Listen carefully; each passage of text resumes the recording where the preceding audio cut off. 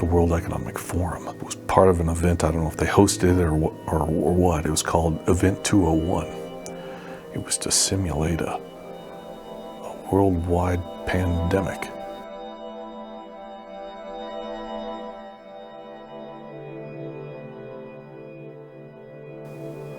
And it just so happened that Event 201 took place a few months before the medical situation took off a few years back. You must have heard about the cyber situation we had. Suddenly people couldn't get their prescriptions filled. Cell phone companies went down. People couldn't make calls. Almost like it may have been a test run for something. Could it be? Well, I don't know. But it's curious, isn't it? There are some dirtbags who could, theoretically, be behind such a thing on a large scale, hidden behind the scenes. Oh yeah, you know who I'm talking about. Klaus Schwab and the World Economic Forum. Yeah, you know Klaus Schwab, that dirtbag who's probably behind Avid's Pro Tools software.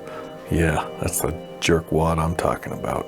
Back in 2018, the World Economic Forum announced their Global Center for Cybersecurity.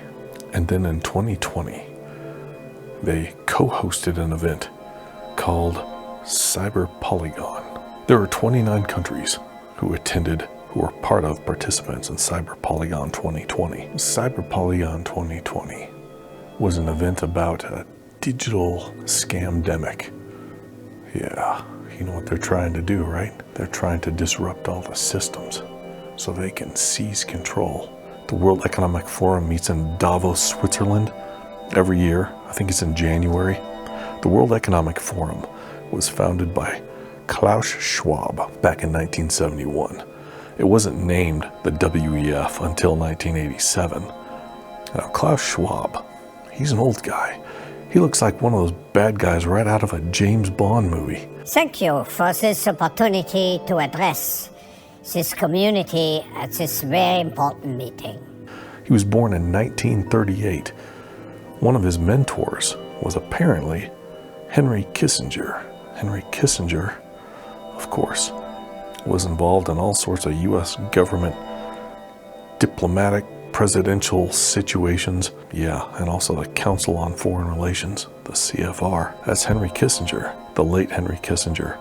He passed on not very long ago. So we had that event, CyberPolygon 2020. 120 organizations involved, 29 countries. Now, you'd think that a bunch of these organizations attending such an event to be able to stop a digital pandemic would want to proudly announce their presence as attending this, right?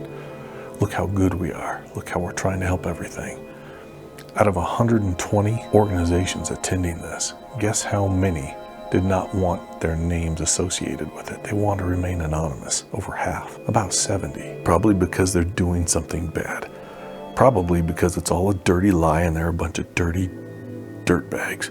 Dirty dirtbags versus clean dirtbags. So CyberPolygon, while it was co-hosted by the World Economic Forum, was not the normal Davos World Economic Forum event. CyberPolygon was largely online. Part of it was hosted at a large financial institution.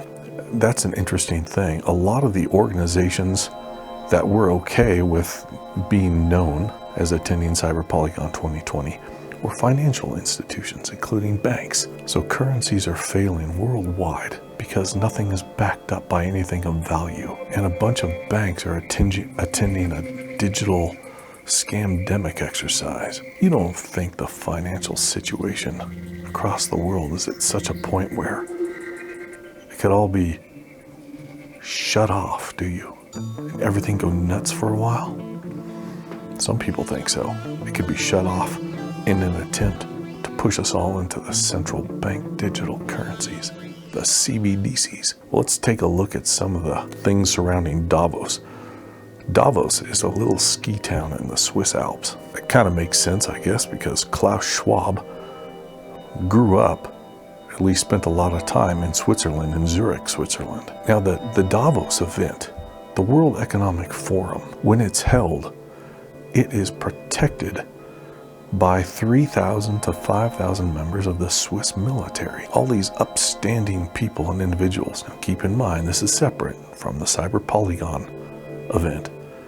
But I'm bringing up the point that these people, these groups that attend these things, probably aren't the beacons of shining integrity that we would all hope they are. You know, they have lots of prostitutes, that attend, that go to Davos during this time of year, during the World Economic Forum event. Yeah, high-end, coked-out hookers. That's what's involved with this, versus the low-end, methed-out hookers, the kind from Detroit or LA or whatever. No, these are high-end girls attending this. Probably high-end boys too. Oh. So do these people who meet in these large groups, all these billionaires and all these super rooty, tooty, fresh and fruity wankers, do they have anyone's good in mind? Or are they a bunch of evil dirtbag supervillains? Yeah, that's what I'm betting on.